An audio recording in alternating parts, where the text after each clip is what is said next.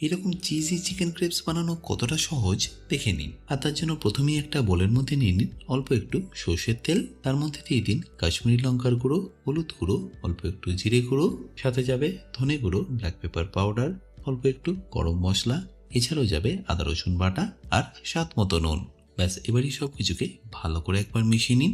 আর ভালো করে মেশানো হয়ে গেলে বোনলেস চিকেন নিয়ে এইভাবে ছোটো ছোটো করে ডাইস করে সেটাকে এখানে অ্যাড করুন। আর তার সাথে অল্প একটু এখানে দইও অ্যাড করতে পারেন। ব্যাস এবারই সব কিছুকে একবার ভালো করে মিশিয়ে নিয়ে সাইডে রেখে দিন পরে কুক করার জন্য। ইন বিটুইন ক্রেপসের ব্যাটারটা বানিয়ে নিন। তার জন্য একটা মিক্সি জারের মধ্যে নিয়ে নিতে হবে 1 কাপ দুধ, 1.5 কাপ জল, 2টো ডিম, 2 চা চামচ মেল্টেড বাটার, তার সাথে যাবে অবশ্যই স্বাদ মতো নুন আর চিনি, তারপর একটু ব্ল্যাক পেপার পাউডার আর সামান্য একটু পারফিউমের জন্য নাটমেগ এখানে দিয়ে দিতে পারেন। তারপর আরেক কাপ ময়দা দিয়ে এটাকে ভালো করে মিক্স করে নিলে আপনাদের ব্যাটারটা কিন্তু পারফেক্টলি রেডি হয়ে যাবে।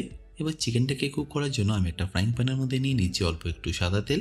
আর তেলটা একটু গরম হয়ে গেলে আমি তাতে দিয়ে দেবো পেঁয়াজ কুচি, ক্যাপসিকাম কুচি আর কাঁচা লঙ্কা কুচি। তারপর ম্যারিনেট করা চিকেনটা দিয়ে থেকে ততক্ষণ কুক করুন যতক্ষণ না চিকেনটা একদম পারফেক্টলি কুক হয়ে যাচ্ছে। আর তারপর ফাইনালি এটাকে ফিনিশ করুন অল্প একটু ধনে পাতা দিয়ে।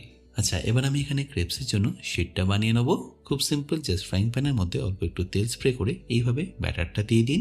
তারপর এইভাবে ঘুরিয়ে নিয়ে একটা গোল শেপ দিয়ে কুক করে নিন 30 থেকে 40 সেকেন্ডের জন্য। আর একদিকটা কুক হয়ে গেলে পাল্টে নিয়ে অপর দিকটাও কুক করে নিন। আর সবকটা ক্রেপস রেডি হয়ে গেলে আমি এটাকে ঠিক যেভাবে স্টাফিং করছি সেভাবেই করে নিন। প্রথমে একটু চিকেনের মিক্সচার, তার উপরে চিজ, তারপরে এইভাবে মুড়ে নিয়ে ময়দার একটু স্লারি লাগিয়ে ভালো করে সিল করে নিন। ব্যাস তারপর তেলের মধ্যে এটাকে শ্যালো ফ্রাই করলেই আপনাদের চিকেন ক্রেপস কিন্তু পারফেক্টলি রেডি।